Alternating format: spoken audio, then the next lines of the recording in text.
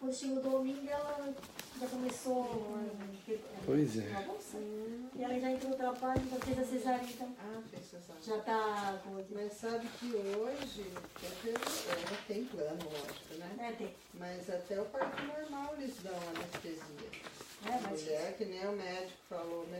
Daí ele falou, mãe, chega esse tempo da mãe ficar gritando de dor, Ah, não mas tem agora mais não. isso. A Sônia disse, Foi, quando a nossa, Amanda maravilha. agora estava lá, teve uma que tinha minha parte normal. Ela foi às 5 e pouca da manhã para lá, às 9 horas da noite ainda estava só com meio de dilatação, chegou lá com 2. Ganhou de madrugada, fez cesárea ainda. A Sônia disse que era uma coisa triste, que a Sônia dizia, parte normal para mim é chegar lá e ganhar. Esse negócio de chegar lá, ficava toda gritando, não é parto normal, né? É parto sofredor. Ela podia ter tomado anestesia. É. Não sentia nada disso. Mãe, diz que essa vacina, eles dão essa injeção que é tão perigosa. O fígado, uma moça de cima, uma senhora. Você quer ver essa mulher com tudo isso ainda ganhou? Nossa. Teve que fazer cesárea.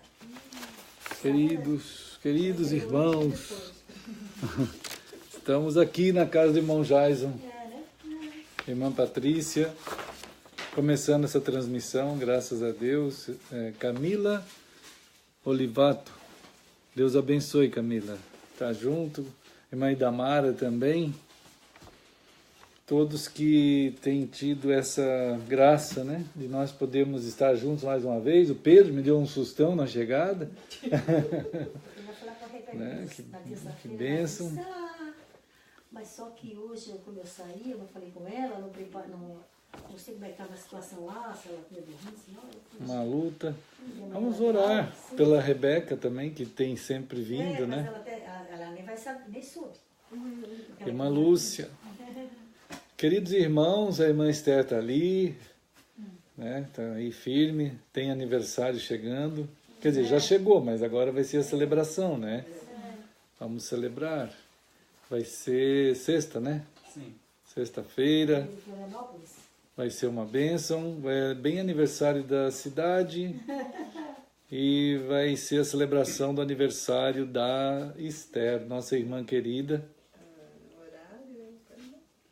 4 horas. 4 horas? Tá, acho que é 4. Vamos estar aqui juntos em nome de Jesus, né? Caminhando no Senhor. A irmã Patrícia está ali, irmão Jaison, a irmã Sinésia, a irmã Nancy. Então, vamos fazer um oi aqui para a turma. Olha aí os irmãos queridos. Esther, Pedro, né? Irmã Patrícia, irmão Jaison e aqui a irmã Sinésia e a irmã Nancy. Né? Todo mundo fazendo esse oi, recebendo de vocês também esse oi, né, pela conexão que os irmãos conectam e nós todos podemos estar juntos, né? A gente se lembra das cartas de Deus através dos profetas, quando ele procurava comunicar, né, com as pessoas, e aquelas cartas e aqueles livros percorriam a história, séculos e séculos, né, e alcançando aquelas populações em todos os lugares, assim, como tem sido até hoje, né, e vai ser até o dia que Jesus voltar. É o cuidado do Senhor em apresentar a sua arca, né, que é Cristo, né, que é a própria palavra do Senhor. Então, bem-aventurado quem consegue ser tocado, quem é, né, na verdade, tocado pelo Espírito, e é chamado a ver muito mais do que um livro, como a gente tem comentado sempre, né? Tem gente que vê isso aqui como um livro. Olha assim, vou comprar um livro, vai lá e compra um livro, esse aqui, né? Então, para muita gente é um livro, parece um livro mesmo, e até é, né? Para alguns, esses, vamos dizer, acadêmicos do livro, ou do amor à literatura, aí eles têm lá um livro chamado Bíblia, né? Para outros é Bíblia, para os religiosos é uma Bíblia. Esse livro aqui para os religiosos é uma Bíblia, né? Ele acaba sendo um livro possível de fazer teologia. Então, aí eles escrevem teologias e vão fazendo teologia ao longo dos séculos, né? Já falamos sobre isso algumas vezes, quando o helenismo, gerando essa curiosidade teológica, aí faz com que apareçam uma quantidade absurda de teólogos ao longo da história, e cada um tem um ramo assim, né? E vai indo assim. Então é uma Bíblia, né? É assim que vai. Aí é um livro religioso, uma Bíblia.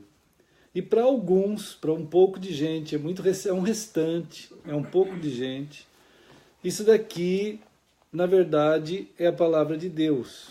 Quando acontece o Espírito de Deus falar ao coração daquela pessoa. Já pensou, gente? É como Jesus falou para Pedro. Pedro, você está falando comigo o que eu perguntei a você, lá em Mateus 16. Você está dando essa resposta porque Deus revelou ao teu coração. Né? Então, muita gente pode ter Bíblia, ter esse livro, outros podem ter Bíblia, né? Mas a palavra de Deus, ela não pode ser feita teologia da palavra de Deus. Não existe isso. A palavra de Deus é palavra de Deus. É Deus falando. É Deus que revela ao coração do ser humano aquilo que está trazido para nós como sagradas letras, como o Espírito falou ali em Timóteo, né? Hierosgrama, quer dizer, sagradas letras. As letras se tornaram santas, da mesma forma que Deus é santo, quando a palavra alcança. Oi, Mirelle, Deus abençoe, estamos aqui no meio da turminha aqui, ó, maravilha. A turminha está aqui. Deixa eu ver quem mais. César, irmão César também. Nós estamos dando um oi para vocês, Djalma, Lucinéia, irmã Lúcia e todos os irmãos. Então pedimos a Deus que, como um restante que recebe esse impacto apocalíptico, nós possamos ser apocalipsados.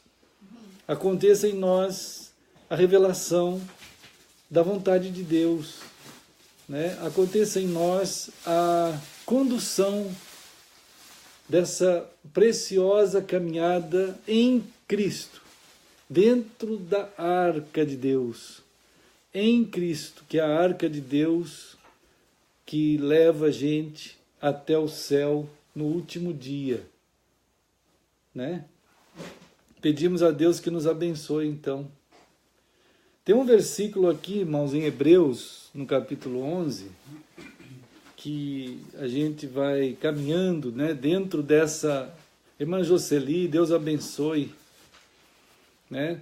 Nós pedimos a Deus que nos ajude nesse tempo da comunhão entre nós, comunhão que não tem geografia mais, irmãos. A arca de Deus é Cristo, né? E quando o Senhor, conversando com a mulher samaritana, ele falou a ela, ela perguntou assim, onde que nós devemos adorar a Deus? Onde? Olha a pergunta, irmãos.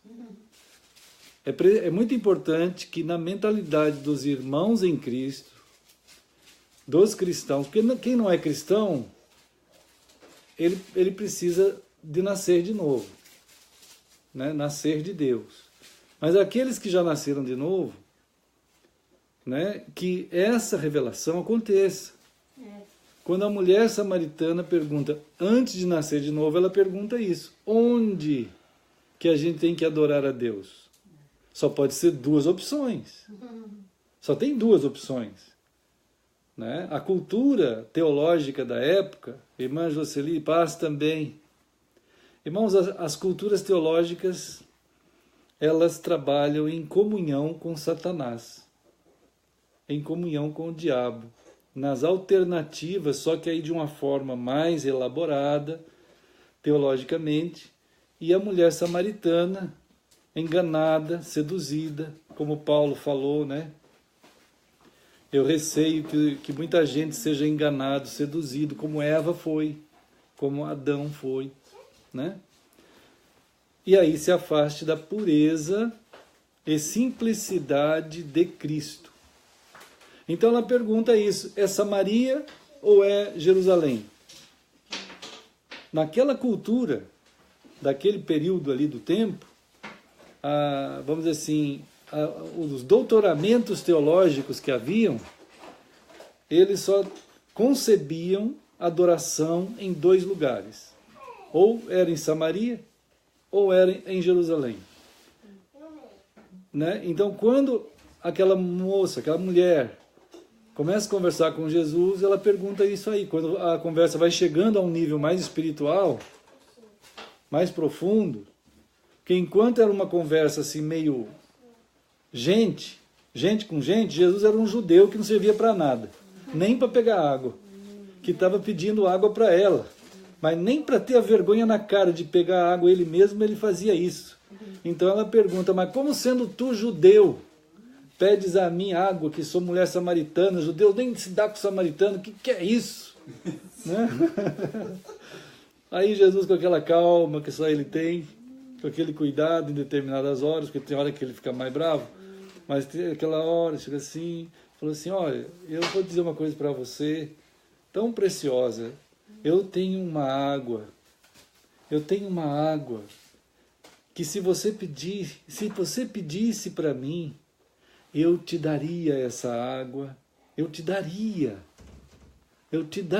essa água, de tal maneira que essa água vai fazer dentro de ti,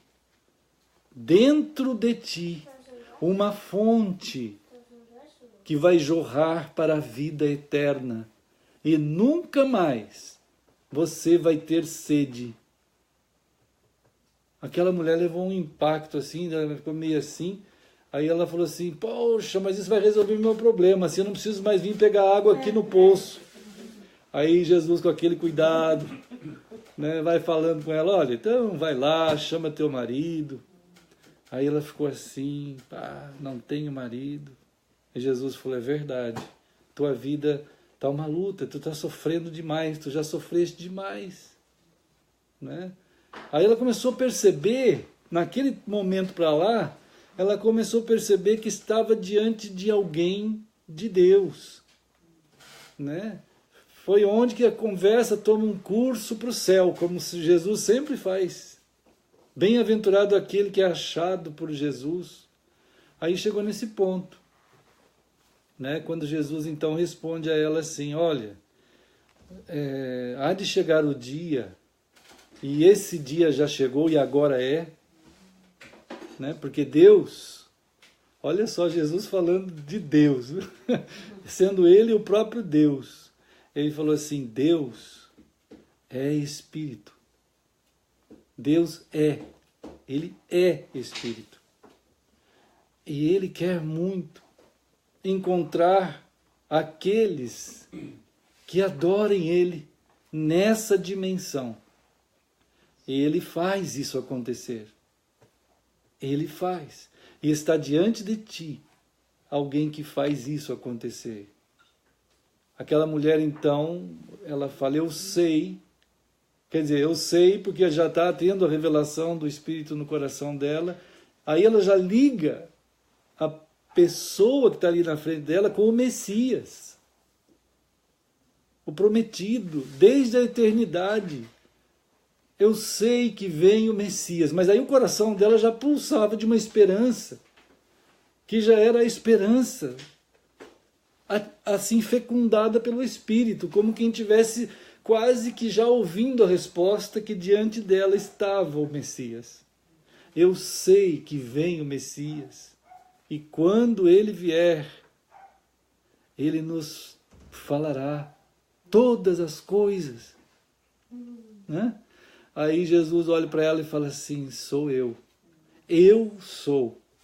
Irmãos, não tem mais nada, irmão. Não tem para mais nada, não sobra para mais ninguém, como a gente tem falado. Não é possível ficar mais nada de pé. Então, essa mensagem é tão clara, mas até hoje as pessoas não entendem.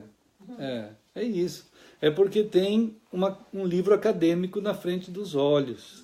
Shalom, meu irmão Eliandro.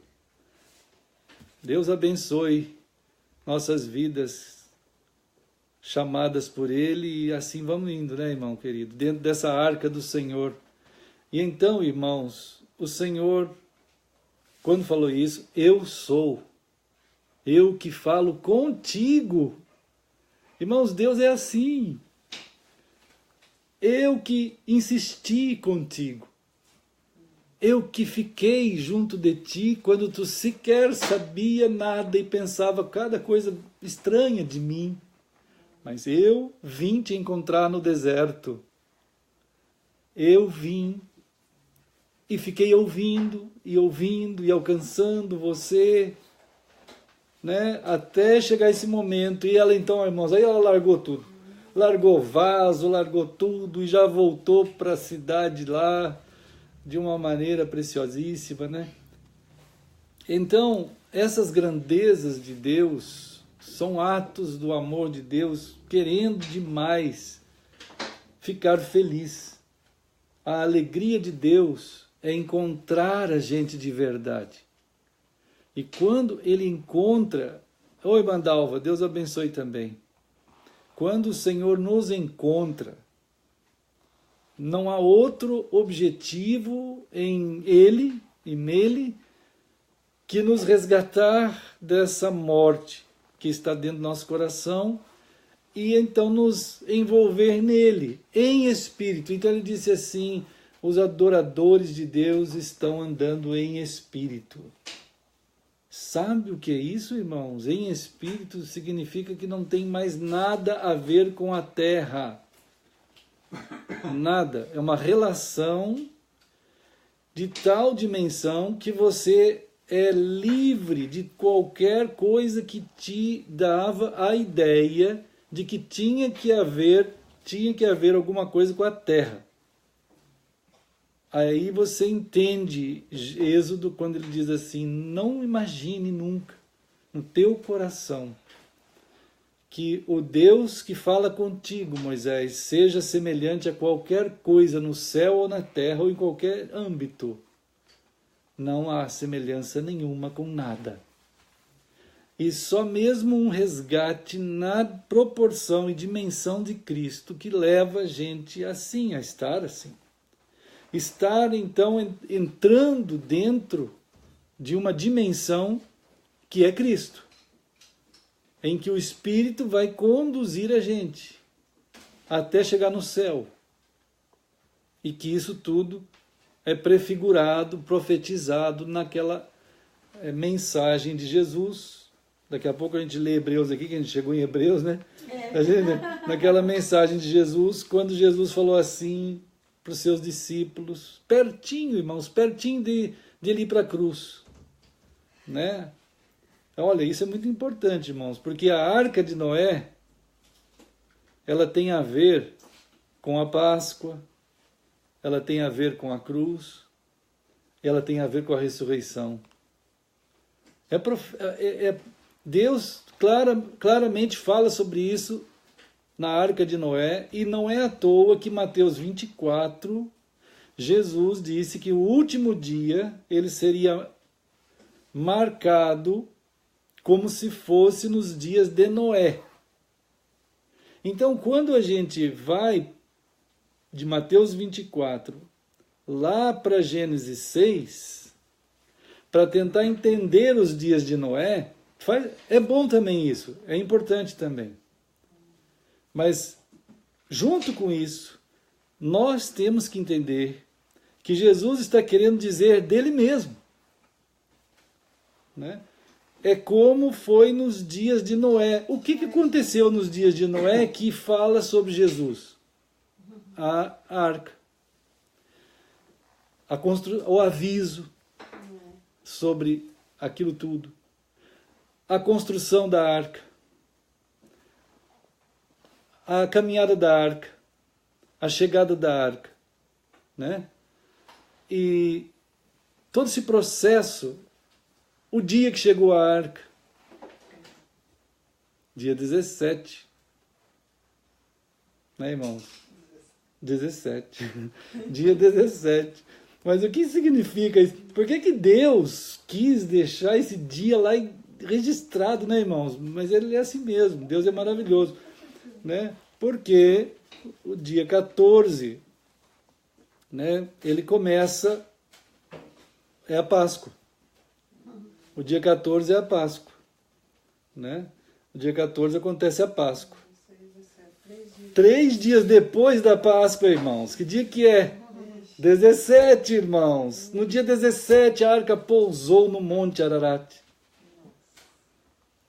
Irmãos, o Senhor, de uma forma extremamente cuidadosa, Ele aponta para Cristo de um tal jeito que a gente é conduzido a estar em Cristo e sabendo que é por causa dEle, por conta dEle, que nós somos... Aí Ele chama os discípulos assim e fala assim, eu quero que vocês saibam que eu vou para a cruz. É a Páscoa, irmãos. É o grande dia, é o dia grande, como diz lá, o feriadão. Acumulou Páscoa e acumulou o 7º dia. É tudo Cristo, irmãos, é tudo Cristo. Deus está culminando de uma forma indubitável, impossível de não ver. Ele está culminando, ele está, vamos dizer, como diz Efésios, ele está convergindo todas as coisas para Cristo. Ele está convergindo tudo. Efésios diz isso, irmãos. Não tem a plenitude. Cristo é a plenitude, o pleroma. Né? Aí então, ele falou assim, olha, vocês vão celebrar. Vocês vão celebrar dentro da arca. Vocês vão celebrar dentro da arca. Irmãos, Deus tenha misericórdia de nós, faz com que as escamas dos nossos olhos caiam, para a gente não ver igreja, porque não existe igreja na Escritura, para a gente não ver denominação. Eu estava lendo um artigo ontem, que alguém estava dizendo assim, fuja do desigrejismo. Que isso, irmãos? Isso é uma escamona que está na frente do olhar da pessoa. Né? Ele está tentando chamar de volta os crentes desigrejados para voltar tudo para a igreja. Né? Porque tem uma multidão de desigrejados.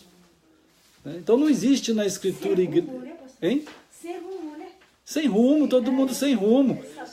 Igrejado ou desigrejado é sem rumo. Isto é, importantíssimo, denominação. Sabe o que é isso, denominação? Teologia. Denominação, igreja, é tudo sinônimo de teologia. Aqui a gente pensando bem, né? Agora vai ter a minha irmã, vai aqui, a outra moça aqui de baixo, mais umas, vão tudo lá para Minas Gerais, para congresso de intercessão. Que barbaridade, irmãos. Que é isso, irmãos? Onde é que está isso, né? Irmãos, finalmente vamos ler Hebreus 11. Como Jesus disse, né?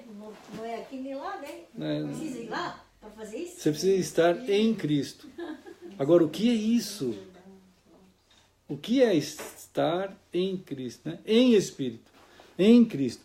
Em Espírito é a mesma expressão em João 4 que em Efésios se usa em Cristo. Então, irmãos, Hebreus 11 diz assim no versículo 7. Olha só. Pela fé, 11:7. Noé, divinamente instruído, instruído. Quer dizer, só não tem jeito, mas só por Deus isso aí.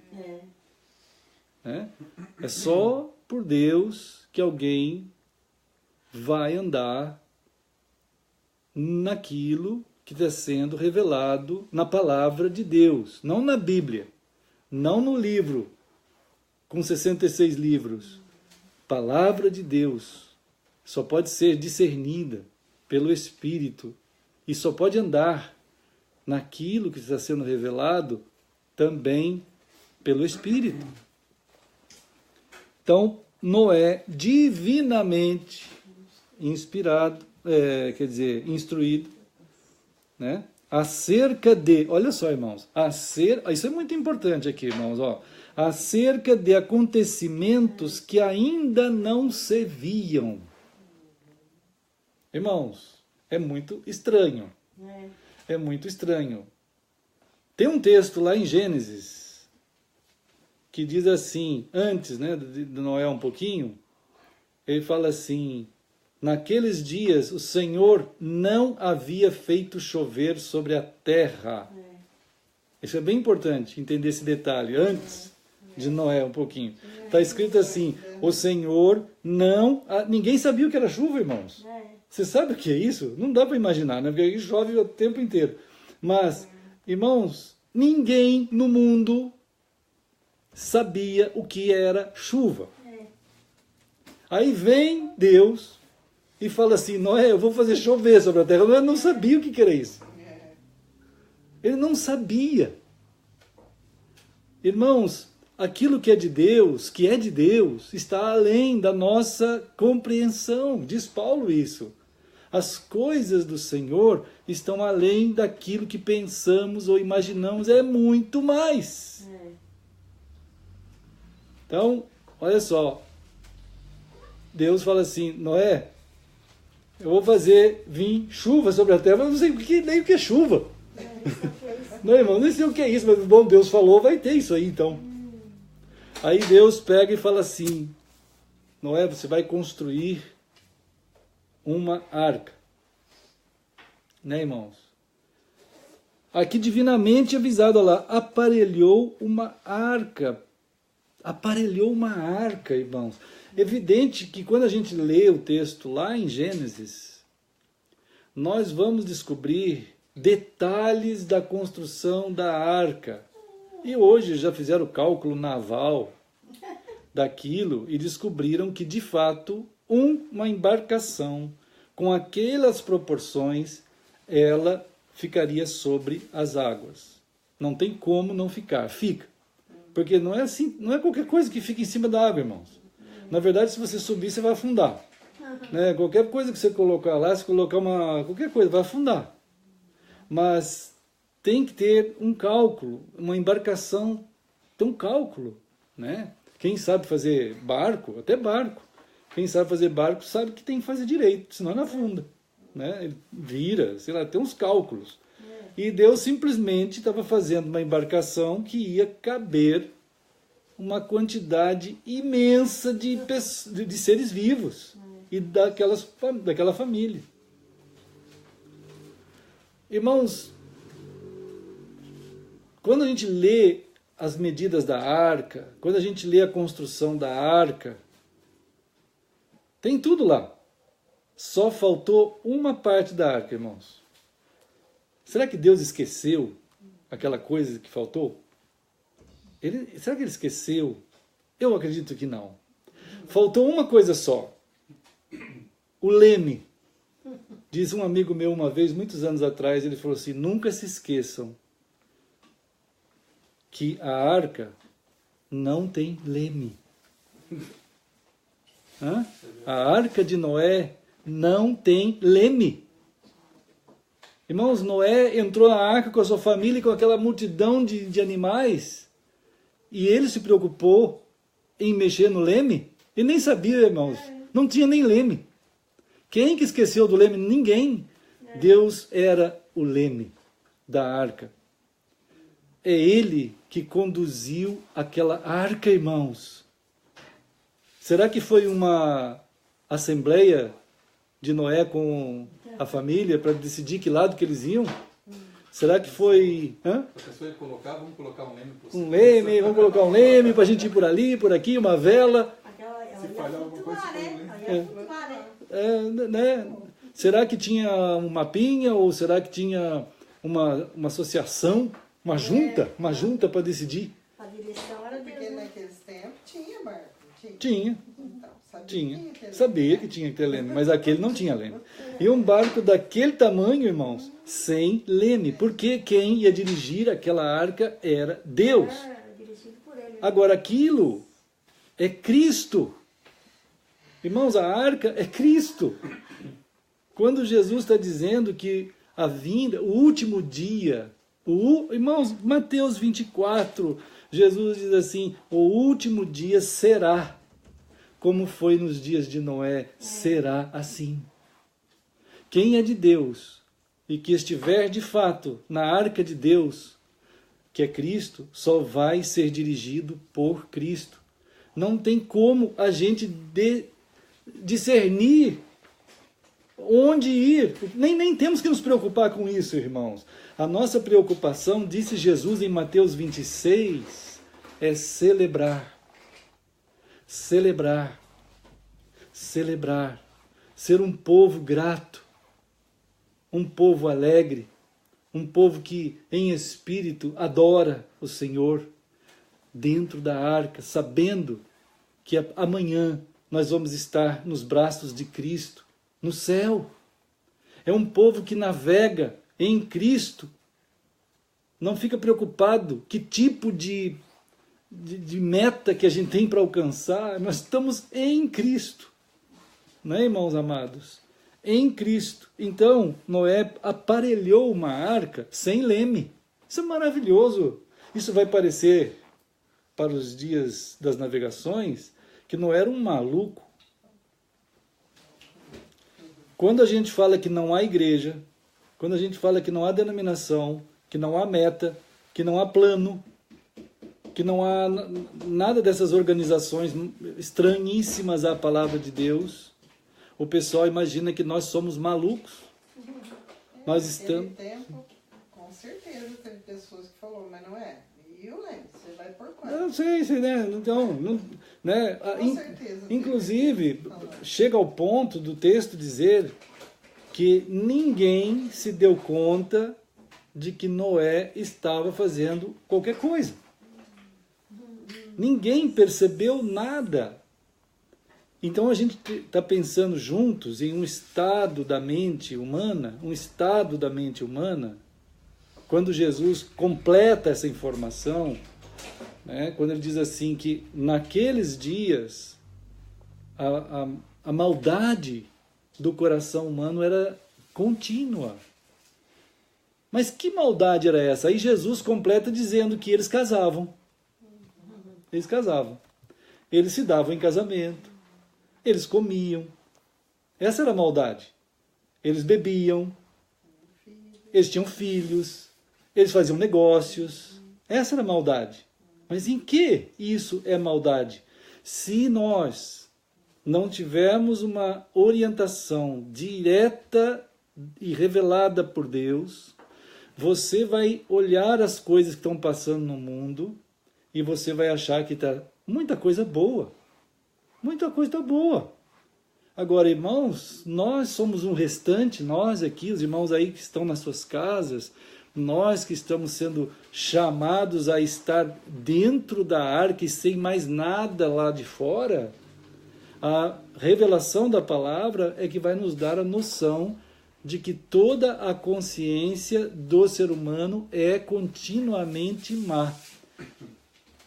Esse é um processo, né, que as mentes vão sendo esvaziadas, vão sendo esmagadas, vão sendo atingidas e reduzidas, tomadas por outros valores no campo da teologia, das religiões, das denominações. Eles não conseguem mais avaliar, né? Então, como a gente estava dizendo ontem, acho que foi ontem, antes de ontem, não lembro mais, acho que foi ontem, que a teologia de hoje ela é anacrônica. A teologia tardia de hoje em dia ela é anacrônica. Isto é, o que é isso? Ela tem uma quantidade de estruturas montadas que não são bíblicas, mas elas vão lá no texto bíblico, procuram palavras bíblicas para corroborar aquilo que não é bíblico, e isso passa para dentro da mentalidade dos cristãos e eles acreditam que é bíblico. Então, o exercício maligno, da malignidade, é por demais astuto. Paulo fala, eu tenho receio que assim como a serpente enganou a Eva e a Adão lá no Jardim do Éden, vocês também sejam enganados e deixem a pureza e a simplicidade de Cristo. Então, né, irmãos? Aparelhou uma arca, diz aqui em Hebreus 11, 7. Aparelhou uma arca, ele fez tudo o que tinha que fazer. O fazer o que tinha que fazer, aqui, irmãos, é bem importante essa palavra também, né? Também, aparelhou a arca. O que é isso? Isso é Efésios 2. Efésios 2, no versículo 9 e 10 ali, ele diz assim que Deus nos salvou pela graça. E quando Ele nos salvou, Ele nos chamou para as boas obras, que Ele, de antemão, quer dizer, desde o coração dele, desde Ele mesmo, de antemão, quer dizer, quem é o antemão aí? É aquele que é eterno. É desde antemão, quer dizer, dele mesmo. É desde Ele, na eternidade nele, que Ele preparou as obras para que andássemos nelas, obras dele, que não temos noção sequer de saber o que é. Mas quando Ele fala, Noé fez. Né? Noé fez. Quando a palavra do Senhor, né, está afirmando que nós, aqui em Apocalipse 12, né, Apocalipse 12 diz assim, que o restante que existe, o restante, os irmãos vão se lembrar, a gente tem falado assim, bem, temos sido tocados pela palavra do Senhor nessa dimensão, de forma preciosa aqui. Ele diz assim, os restantes da descendência de Deus, Apocalipse 12, 17. 12, 17. A paz, irmã Cirema. Sim, sim. Vamos seguindo no Senhor querido. Né? Diz aqui, irmãos amados, que, olha só, todo mundo já lembra, ele fala assim, os restantes, que isso seja uma revelação, irmãos. Eu não quero ler porque eu já li 1000 vezes, ou eu não quero deixar de ler porque eu já li 1000 vezes, ou eu quero ler porque mas eu já sei. Não, os restantes. Só um pouquinho de cristãos que vão existir no último dia. E essas são as boas obras que nós temos que pensar, orar e fazer. Como Noé aparelhou a arca, nós também temos algo a aparelhar para fazer. E o que é? Guardar os mandamentos de Deus e o testemunho de Jesus. Né? Então, no nosso coração, dos nossos filhos, eles vão crescer junto de nós, percebendo o que significa Deus para nós. Claro que as famílias que vão perdendo essa relação de proximidade uns com os outros e com Deus, todos, né? Vai acontecendo uma série de distúrbios malignos. Irmãos, a quantidade de distúrbios catalogados hoje em dia é quase maior que a Bíblia. Né? O livro da APA, Associação Psicológica Americana, é maior que a Bíblia. Né? Para tentar catalogar todo tipo de distúrbio que tem surgido na humanidade. Então, olha só, a humanidade mesmo se afasta de Deus, gera distúrbio, e depois ela forma médicos para tentar curar os distúrbios que ela mesma gerou.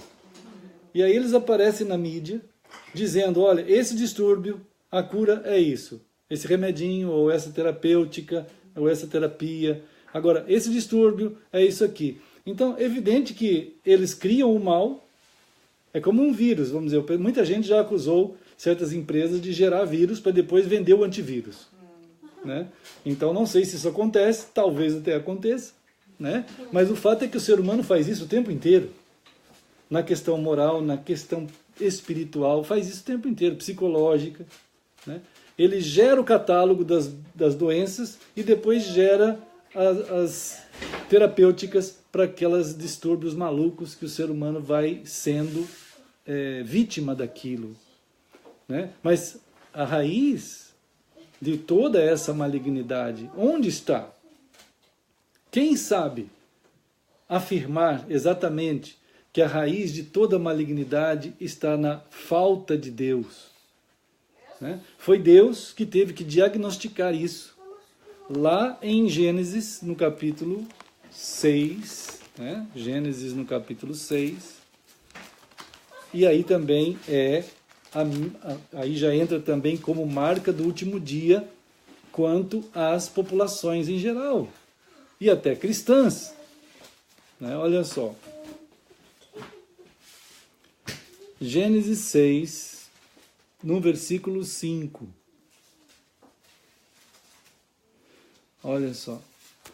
O Senhor viu que a maldade do homem se havia multiplicado na terra e que era continuamente mal todo o desígnio do seu coração. Quer dizer, não havia em momento algum qualquer pessoa que considerasse Deus. Em nada.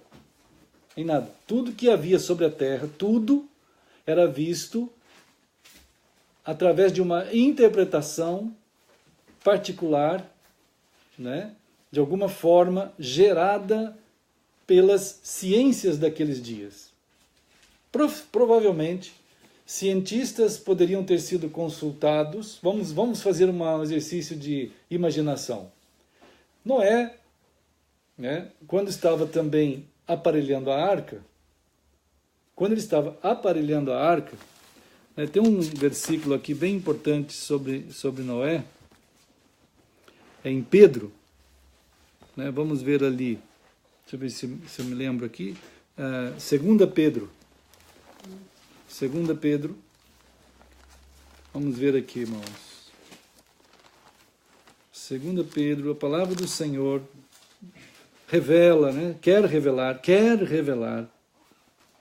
né?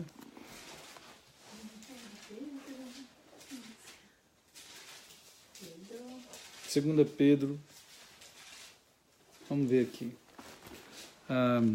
Cadê? Desculpa, 1 Pedro, irmãos. 1 Pedro, outro livro antes. 1 Pedro 3,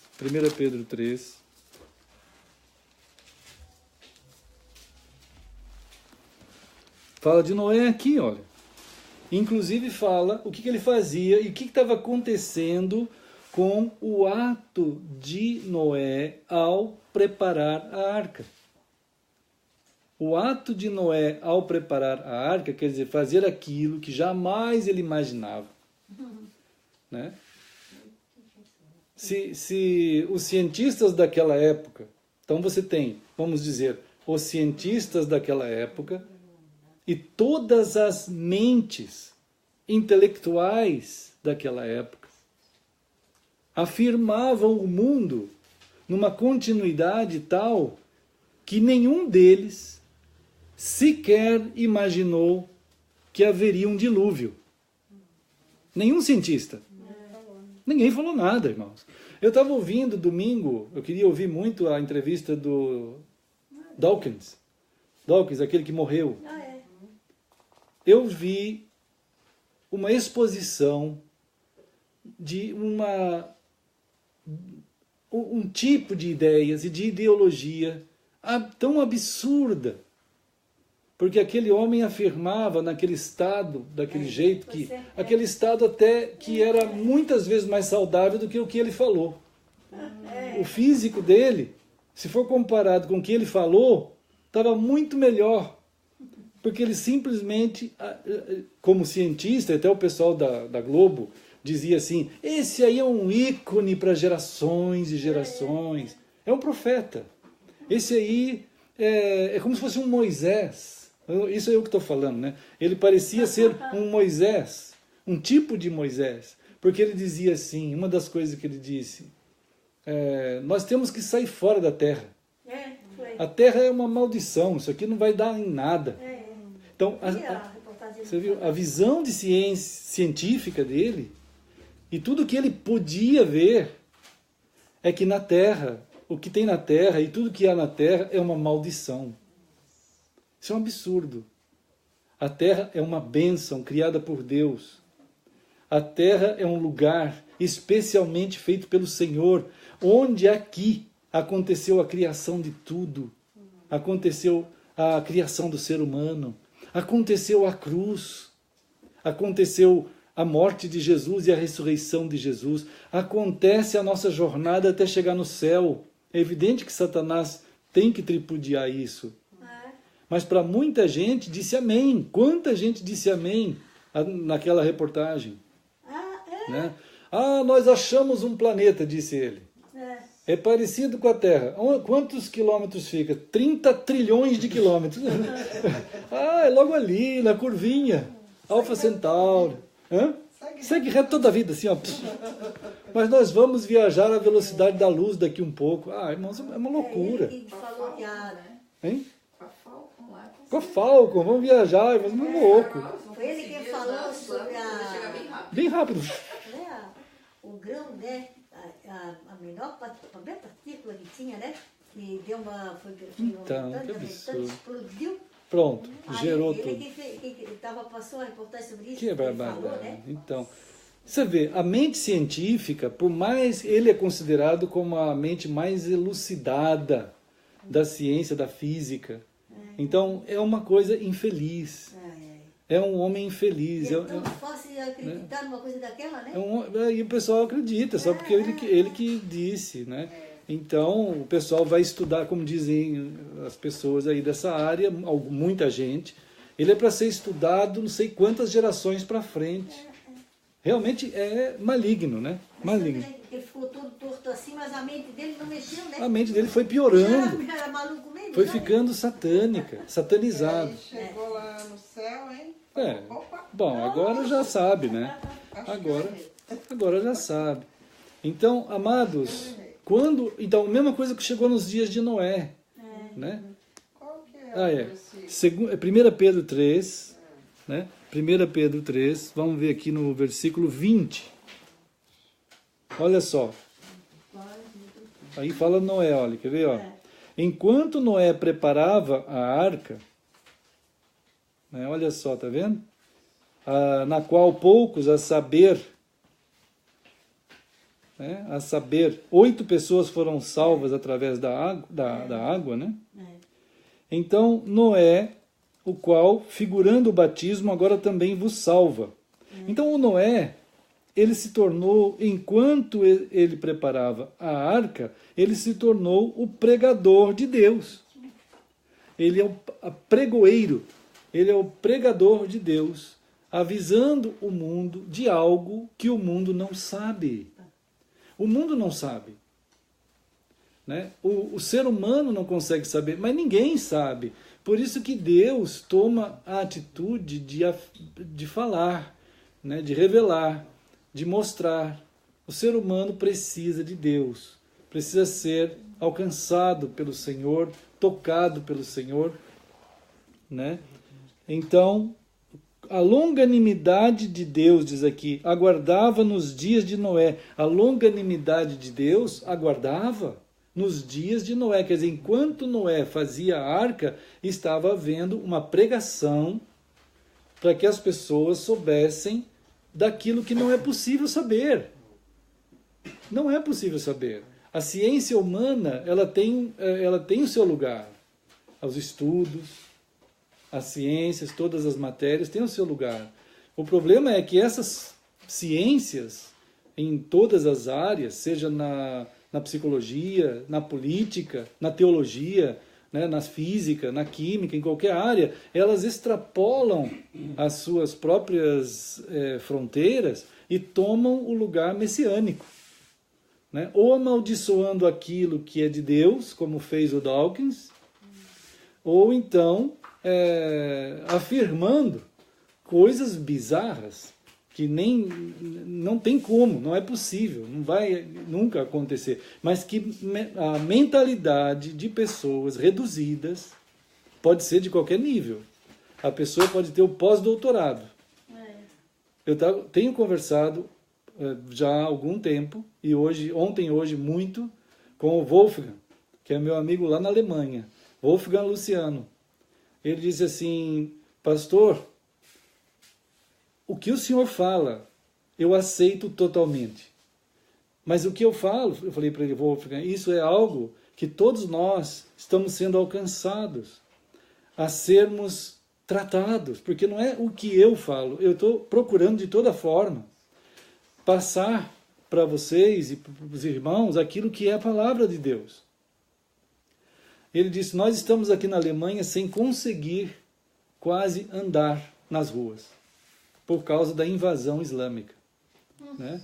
Então, ele compartilhou várias coisas lá da Alemanha, e a gente estava compartilhando com ele a situação que fez chegar a consciência da Alemanha, a consciência da Europa, né, no estado que está, na fragilidade que está, para ser simplesmente alcançada por uma época em que não está acontecendo uma imigração. Não é imigração. Isso é êxodo. Esse é o maior êxodo que o mundo, em toda a sua história, jamais tinha visto. Jamais. São 60 milhões de árabes em êxodo, né? Islâmicos em êxodo. O mundo árabe, ele foi vitimado por uma pessoa chamada Maomé, quando ele começou aquele processo. Com o passar do tempo, lá pelo ano 600, que ele começou a querer conquistar o mundo inteiro, depois foi acalmando, os árabes começaram a ter uma mistura, vamos dizer, e uma melhoria das suas formas de pensar, quando chega até, por exemplo, no começo de 1900, você vê os árabes saindo das suas terras, como minha família saiu de lá, né? Saiu de lá, e vieram para o Brasil, e chegaram no Brasil, e em São Paulo, chegaram em vários lugares do Brasil e do mundo, e essa geração que saiu de lá naquele período, ela tinha dentro do seu coração nenhum tipo de ideia totalitária, nenhum tipo de ideia terrorista, nada. Eles diziam assim, nós somos um povo, meu avô dizia isso, nós somos um povo que nós podemos chegar em qualquer lugar e nos dar bem em qualquer lugar, porque nós queremos nos adaptar lá. Aquilo que eles fizerem, nós vamos fazer. Aquilo que eles crerem, nós vamos crer. Era a máxima dos árabes, naquele período. Então, o que aconteceu com toda essa revolução, estava falando até para o Wolfgang, falei, dentro de um período da história, houve uma mudança absoluta em que potências mundiais foram investir naquelas regiões e começaram a fazer crescer por interesses diversos, principalmente por dinheiro, petróleo, riqueza, posição estratégica, coisas e tais, fazer entrar nos governos os grupos terroristas da pior espécie que tem nesses lugares. E eles cresceram. Então, quando eles começaram a perceber a coisa, eles já estavam numa dimensão de crescimento que, inclusive, destruíram todas as culturas árabes de, vamos dizer assim, de teor normal, de civilização normal. Então, a partir desse momento, de uns 1980, 70 e pouco, 80 para cá, começou um processo de terrorismo fortíssimo, de domínio de poder nas regiões, conflitando entre si, com a ideia, inclusive, de domínio mundial, que sempre foi a ideia do Maomé. E para onde que eles foram? É claro que para você poder vencer um tipo de civilização, né? Até o Wolfgang disse assim, eu não entendo, pastor, nós perdemos a nossa identidade. Eu falei, é verdade, Wolfgang. Né? A Europa, ela não sabe mais a sua origem. Ela não sabe mais, o Ocidente europeu não sabe mais o que significa ser cristão. Perdeu toda a consciência da sua origem cristã, o fundamento. Wolfgang, nós temos que orar, Eles não querem mais saber. né, para que haja uma recomposição da identidade europeia. dos seus fundamentos cristãos, isso só Deus para fazer. Mas como o mundo árabe islâmico percebeu muito bem que ali não tem fé alguma, não tem tipo de base, vamos dizer assim... E eles não gostam mesmo. Não gostam do Ocidente, nem de ninguém. Mas ali era fácil. Na Europa é fácil chegar. Para um povo que tem uma estrutura fundamentalista na área espiritual, como o Islã tem, ele domina muito fácil sobre uma população que não tem, inclusive, que quer abrir as portas, porque, afinal de contas, a liberdade tem que permitir tudo, inclusive aquilo que destrói a liberdade. Né? Esse fundamento islâmico, lá na Europa, é o que eles estão engolindo hoje, está amargo, as mulheres estão sendo apedrejadas, as mulheres alemãs, de alguns lugares da França, alguns outros países também. Há uma espécie de desespero na população geral. Como ele mesmo fala, ele mandou 2 vídeos aí narrando dessas situações, né, do que está acontecendo lá. É claro que lá está nessa história. No lado de cá, chegando mais para o lado do Brasil, América Latina e Estados Unidos, o que pegou é que tanto os Estados Unidos tem um fundamento de crença muito grande, e os latino-americanos, eles têm uma religiosidade muito grande também. Então o Islã não dá certo aqui. Não dá certo aqui, porque o povo latino-americano, por mais que esteja embotado por um catolicismo lúdico e de baixo nível, ele ainda tem uma cultura cristã enraizada. Né? Estados Unidos, uma cultura evangélica enraizada. Foi onde que os islâmicos sabem que não dá para pegar aqui direito. Então, quem que entrou aqui? O que nós somos fracos? O que há de fragilidade nas Américas hoje? Né? É a consciência de verdade e de mentira quando se trata de Deus. Quando se trata de discernimento, não de Deus, de discernimento político. Né? De discernimento do que significa ser pessoas, nações. Né? O que significa ser gente andando vamos dizer assim, num ambiente de nações. Não sabem. Né? Não tem consciência nenhuma. Então é claro que o grancianismo entra aqui igual o islamismo entra lá. Né? Mas nota bem que essa consciência que a maioria do povo brasileiro e do povo da América Latina tem, que nem sabe o que é isso, nem sabe o que é grancianismo, não sabe o que é marxismo, não sabe o que é Foro de São Paulo, não sabe nada. Igual lá, eles não sabem como vencer o islamismo. E aqui, pouco há de interesse. Conversando com o professor da UFSC, outro dia, eu chamei a atenção dele. O senhor já ouviu falar do Foro de São Paulo? Ele falou, não existe. Ele falou, não existe. Eu falei, então vamos aqui no site. Mas isso é fake. Aí você vê o Lula dizendo, eu estou organizando o Foro de São Paulo. Nós organizamos a esquerda na América Latina para formar a pátria grande, a pátria comunista. Nós queremos unir as esquerdas da América Latina para dominar. O que é isso, falado por uma pessoa? O que significa isso, quando você ouve uma coisa dessa? É evidente que é uma ditadura absurda. Né? Então, aí ele falou assim, Pastor Heber, é o fim do mundo. Eu falei, e vou dizer uma coisa para você, não é o fim do mundo. Jesus disse, isso não é o fim. Essa é a chance de Satanás. Quanto mais as pessoas ficarem na sua ignorância, e quando atinge um grau de invasão tal que ele não sabe como lidar com aquilo, normalmente ele diz que é o fim do mundo. Né? Não é o fim do mundo. É a chance para um inimigo terrível, que quer montar um reino terrível, entrar e invadir toda uma região, que é assim que é feito. Em toda a história da humanidade sempre foi feito assim. Né? Então, é preciso entender que esse âmbito mundial, de fato, está sendo narrado por Apocalipse 13. É claro que está. Né? E o que impacta? O que impacta esses reinos malignos? O que impacta? Não é só a política, não é uma religião, é Cristo. Mas que impacta o quê? O coração da pessoa. né? O coração do ser humano é que é impactado. Então, cabe a nós, enquanto trabalhando na arca do Senhor, enquanto estamos lidando na arca do Senhor, né, nós possamos ser aqueles que deixam claro que somente em Cristo que se tem condições de andar, de viver e de dar condições que o caminhar dentro da história, ele é possível. Irmãos, outra lição em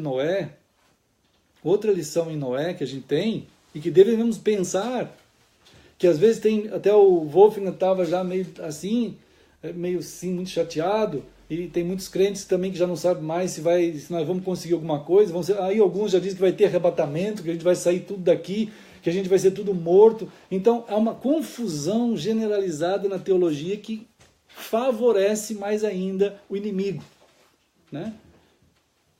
Noé, diz a palavra do Senhor, né? Já vimos aqui agora, voltando para Gênesis, capítulo 7, Gênesis capítulo 6, né? Vou ver aqui. Deixa eu ver se é o 6, 7, 5, tal. Cadê aquele texto? Viu o Senhor? Tá, tudo bem. Então, diz aqui no versículo 6, 8. Olha só. Porém, olha só, irmãos, que coisa. Deus está dizendo, irmãos, que o juízo virá. O juízo virá, e estava mais perto do que toda a concepção científica podia imaginar. Na verdade, nem imaginavam. O juízo virá. O amanhã está aí, irmãos. E Noé, diz aqui, achou o quê? Graça.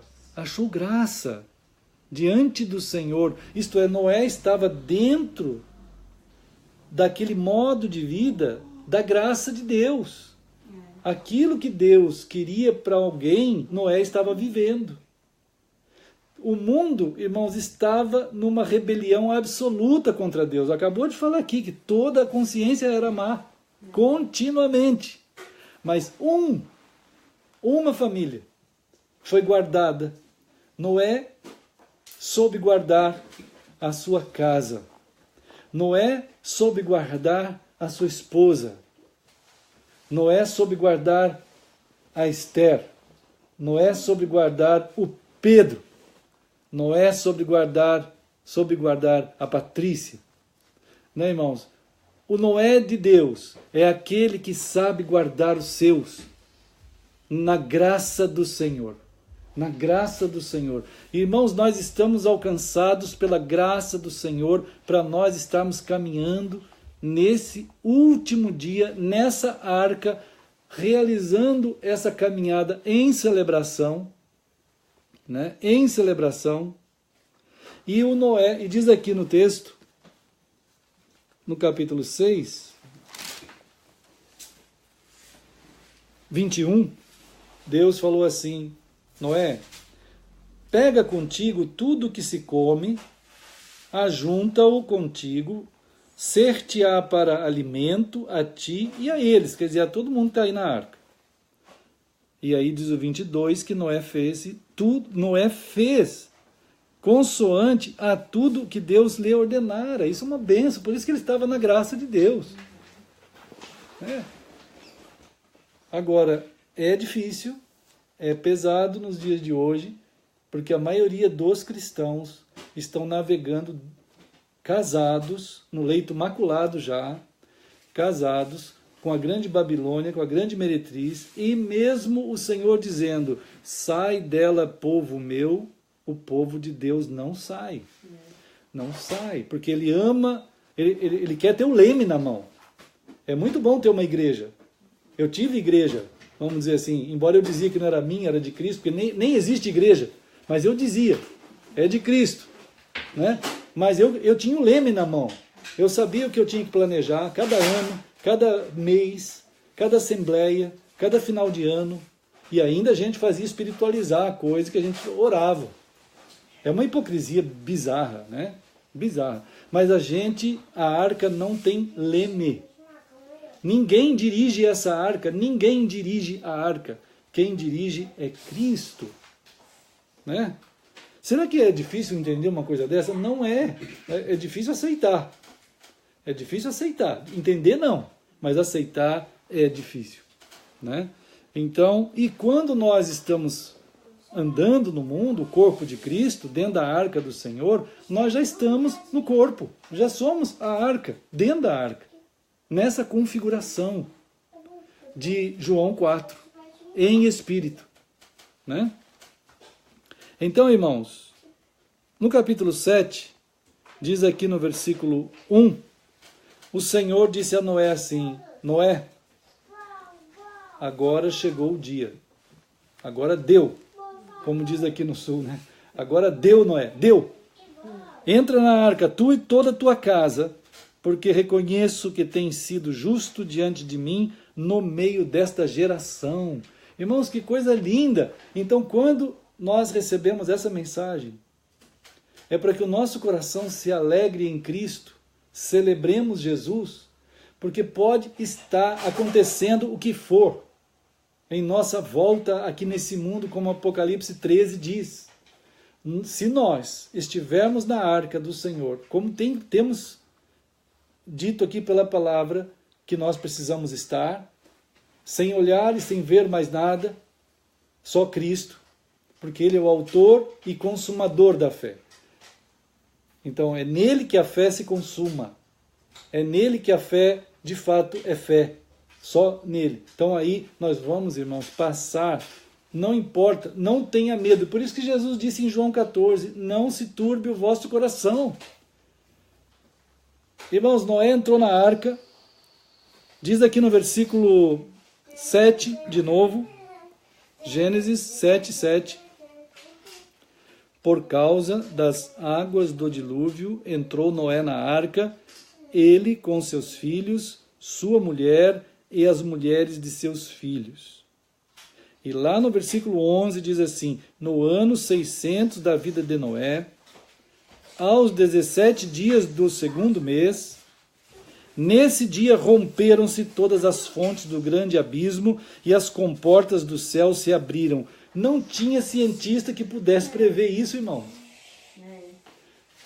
Quando Jesus diz que ele vai voltar, mas nem Dawkins, nem 500 mil Dawkins juntos dele lá numa cadeira de roda, falando com voz sintética, poderia prever uma coisa dessa, irmãos. Não tem como. Isso é revelação. O poder da volta do Senhor é impossível de qualquer pessoa imaginar. Agora, todos os prognósticos satânicos vão dar conta de que o mundo é uma desgraça, que o mundo é maligno, que isso aqui não serve para nada. Irmãos, Jesus vai voltar nesse mundo. É aqui que o céu vai se abrir. É aqui que a trombeta vai soar. É aqui, como diz Apocalipse, que a terra, o mar vão dar os seus mortos. Esses que morreram aqui no dilúvio serão ressuscitados, como diz Apocalipse no capítulo 20, né? Serão ressuscitados para o juízo de Deus. Né? Então, se abriram as comportas e tal. No versículo 13 diz assim, ó, nesse mesmo dia, quer dizer, no dia que começou o dilúvio, entraram na arca seus filhos Sem, Cam, Jafé, sua mulher e as mulheres de seus filhos. Olha o cuidado, Deus toda vez que ele vai falar, irmãos, ele fala as pessoas certas, né, que estão ali. Aí, dilúvio. No versículo 17, durou o dilúvio 40 dias sobre a terra, cresceram as águas e levantaram a arca de sobre a terra. Predominaram as águas e cresceram sobremodo na terra. A arca, porém, olha só, irmãos, a arca, porém, vogava sobre as águas. Prevaleceram as águas excessivamente sobre a terra e cobriram todos os altos montes que havia debaixo do céu. Tem gente que fala assim, mas como que ela pôde ir mais alto que o Monte Everest? Mas não tinha Monte Everest naquela época, irmãos. Aquela época era muito mais baixo, mas e se tivesse 10 Montes Everest e se precisasse passar, ia passar. Né? Mas não tinha. Mas não é só para lembrar isso aqui, né? 15 côvados acima deles prevaleceram as águas, e os montes foram cobertos, e pereceu toda a carne que se movia sobre a terra e tal, e tudo pereceu. No 23 diz que tudo foi exterminado. Irmãos, João 3,16, a palavra do Senhor diz assim: porque Deus amou o mundo de tal maneira que deu o seu Filho. Tem gente ainda, porque Deus é mau. Como Deus é mau? Ele está avisando o tempo inteiro para você sair disso, né? Deus está avisando que vai ter o juízo, que o mal não vai ficar gratuito na terra. Claro que hoje em dia tem partidos políticos que nem são do Brasil, estão dizendo que não pode julgar ninguém, né? Não pode, se a pessoa é ladrão, ele não pode se chamar de ladrão, ele não teve outra opção, ele vai pegar o que é teu. Não é problema. Não tem mal na terra. Eles são vítimas da sociedade. Quem é culpado somos nós. Deles serem assassinos. Se ele quiser te matar, ele te mata. Mas depois a gente vai cuidar dele. Né? Então, isso é satânico. Né? Colocando o mal no mesmo nível do bem. Né? Colocando a maldade e como se fosse igual o bem. Agora, Deus está dizendo, o mal é mal e vai ser julgado. O mal é mal e vai ser julgado. Agora, quem quer se ver livre do juízo? Cristo. Vá para Cristo. Mas os homens amaram mais as trevas do que a luz. Isso é outro problema do homem. Né? Mas João 3,16, ele diz assim, porque Deus amou o mundo de tal maneira que deu o seu Filho unigênito para que todo aquele que nele crê, olha a arca, a porta aberta, não pereça. Está falando que vai perecer se não tiver Cristo. Está falando, né? Mas aqui diz, aqueles que não creram, pereceram. Jesus está dizendo, vai acontecer isso. Se livrem, se entreguem a mim, corram para mim, disse Jesus. Então, irmãos, depois nós podemos comentar mais um pouquinho sobre aquela questão do 17 lá do mês, então nós falamos um pouquinho, mas está aqui no capítulo 8. Está aqui no capítulo 8. É uma maravilha. Hein? Capítulo 8. Pernelon. Bom, irmãos, é um negócio assim, né? E também quero depois compartilhar com os irmãos mais um pouquinho de Colossenses 1, no capítulo 9, capítulo 1, versículo 9, e 2, 1,19, né? Colossenses 1,19 e 2,9, que fala duas palavras importantes, que é a palavra que dá origem à palavra koinonia, que é onde Cristo é a residência de toda a divindade. Aparece duas vezes lá nesse texto. E depois aparece também a palavra plenitude, pleroma, né? Que Cristo é a plenitude. E no versículo seguinte, acho que é 2:20 ou 1:10, eu não lembro bem agora, fala que nós somos também pleroma, né? Plero em Cristo.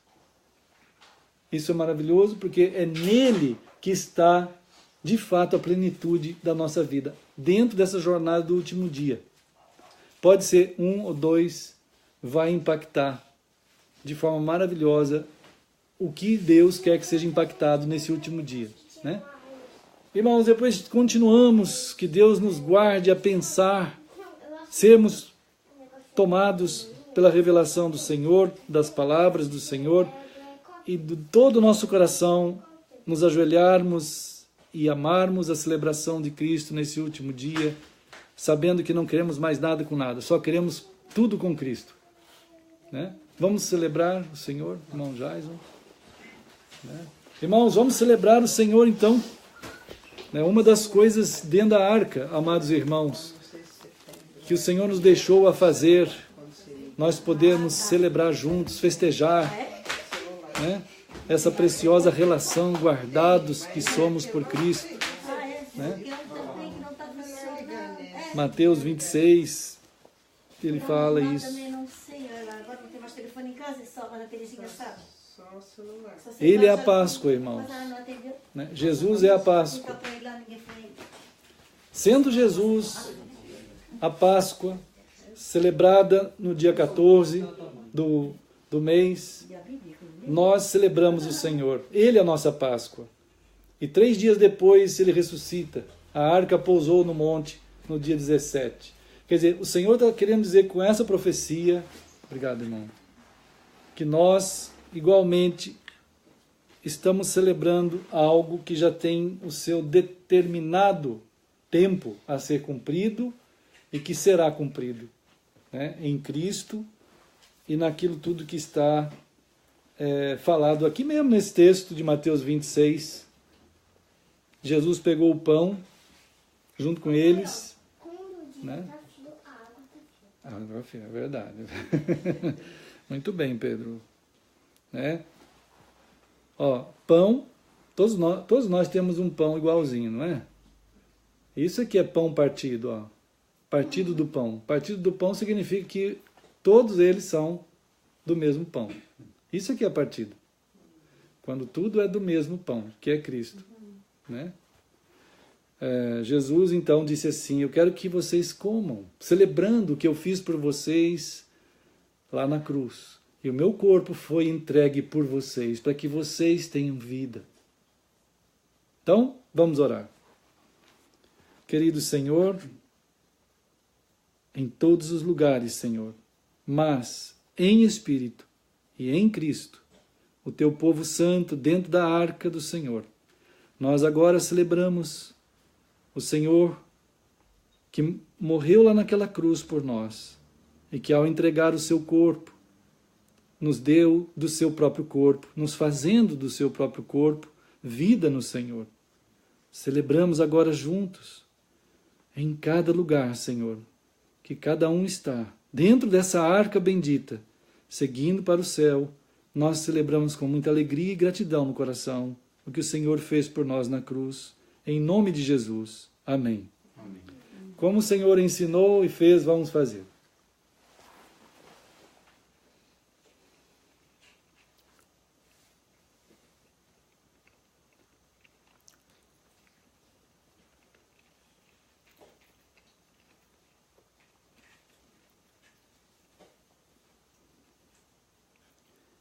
Em nome de Jesus. Amém. Amém.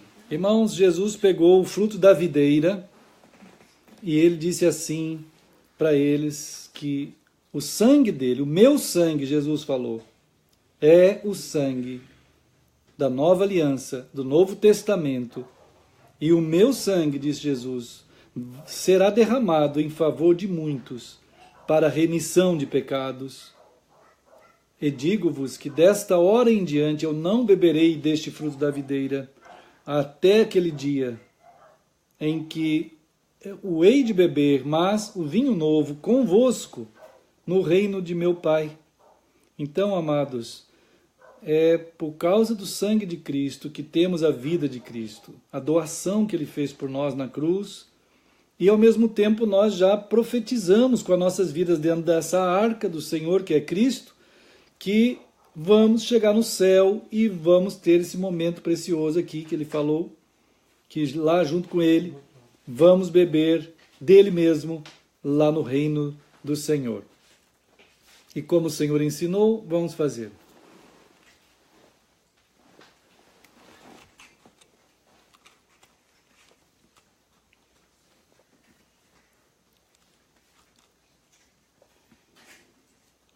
Querido Senhor, eis a tua família, Senhor, o povo teu que entrou na arca, e nós estamos indo, navegando, não queremos leme algum, Senhor.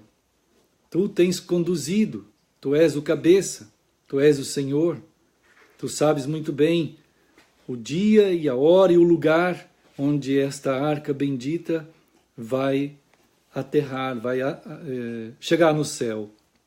Então, querido Senhor, o teu povo celebrou mais uma vez, todos nós em Cristo celebramos no nome de Jesus. Amém. Amém. Então, amados, vamos ficar firmes seguindo, né? E vamos fazer um tchau aqui para todo mundo. Ah, Pedro acho que já vai dar uma força, vai pegar isso aqui? Vai? Ó, o Pedro dando uma força aqui, pode pegar. Obrigado, Pedro. Ah, tem mais ali. Obrigada. Muito bem. Já tá aí Tá junto? até junto, querido, já tá. Obrigado, Pedro. Lá vai ele, tomando mais um pouquinho. O Pedro é assim. Irmã Esther, Deus te abençoe. A irmã Patrícia também, irmão Jaison. A irmã Sinésia, Deus abençoe também. A irmã Nancy. E o Pedro. Tchau, turminha. Faz um tchau aí, Pedro, pra turma. Lá, os corações maravilhosos, corações. Em nome do Senhor. Pois é, maravilha. Irmãos, Deus abençoe, amados. Deus abençoe. Até o irmão Jaison está aqui vendo nós, ó. Ah, o Jaison é esse aqui, ó. Eu não sei, acabou entrando aí, ó. Irmãos queridos, fiquem no Senhor. Qualquer coisa vamos nos falando. Ó, irmãos, amanhã, se Deus permitir, eu pego um voo ali das 6h10 para ir para Campinas, São Paulo. Né? Estamos lá junto com os irmãos. À noite vamos transmitir o nosso encontro também. Volto na quinta, em nome de Jesus. E na sexta, aniversário da Esther. Maravilha, hein, Esther? Quantos anos mesmo? 13 anos, irmãos. A Esther, 13 anos. Maravilha. E sábado tem um casamento da Deise e do Bruno. Vou celebrar. É o casamento deles. Eles querem muito, né? Depois dessa decisão por Cristo. Aí eles disseram, pastor, não dá mais. Nós precisamos ter uma celebração. Né? Aí vai ser onde? Lá mesmo? É lá na casa da Catiane? Da Catiane. Lá na casa da Catiane. Vamos ter um momento ali. E, irmãos, Mas no Rio Vermelho. irmãos amados, irmão Daniel, Deus abençoe, querido irmão. Vamos estar orando por amanhã, em nome de Jesus. Lá na casa da Catiane. Lembrança aí pro Danielzinho, Arlene, as Anas, Célia, irmã Célia. Né? Irmãos, tem batismo. Batismo no domingo, 11 da manhã. Quem puder ir, ali na Daniela, na praia da Daniela, vai ser a irmã Adriana. A irmã, irmã Adriana, há 4 anos atrás, ela conheceu a Heloísa. E começou uma conversa com a Heloísa. E lá, conversa vai, conversa vem, Cristo vai sendo falado. Aí ela sumiu, foi embora, acho que para um país aí. Aí depois voltou. Agora está morando ali com a Heloísa mais um pouquinho. Ela vai se mudar. É aquela. Sim, sim. Ela, domingo para agora, ela veio e diz assim, pastor, quando o senhor disse que, irmãos, não tomem isso como autoria minha, isso não é minha, não é meu. Quando o senhor disse que os cristianismos são uma coisa e Cristo é outra, eu entendi, caiu da minha visão aquelas ideias estranhíssimas sobre Cristo e eu quero isso na minha vida, eu quero Cristo na minha vida. Como que eu faço? Aí nós ficamos 1 hora falando do Senhor e ela disse assim, eu perguntei, a irmã você quer entregar a sua vida a Jesus, do jeito que está aqui na Bíblia? Ela disse, quero. Pastor, então eu conheço a Bíblia um pouco. Eu posso ser batizado ou não posso? Aí eu respondi com Atos. Quando o etíope se entregou a Cristo naquela viagem, e ele perguntou, lá tem água, o que impede que eu seja batizado? Ele falou, nada, a não ser que tu não tenha Cristo. Mas eu tenho, então vamos lá. E foi lá e batizou o etíope. E ele foi embora para um lado, e ele foi embora para o outro. Assim, né? O que é isso, irmãos? Tem alguma coisa acontecendo aqui. Pesquisando. Então, foi uma bênção muito grande. E aí, ficou para Daniela, né, a praia aqui pertinho, para a gente ter um batismo lá. E eu sei também que a irmã Ana Júlia, lá de Campinas, quer muito ser batizada. Estamos orando, viu, irmã Ana Júlia? Vamos estar orando. E quem mais quiser obedecer ao Senhor no batismo, vem falar com o pastor, que aí a gente vai orar, né? Vai ser uma bênção, né? Irmãos, Deus abençoe então. Fiquem firmes, orem por nós.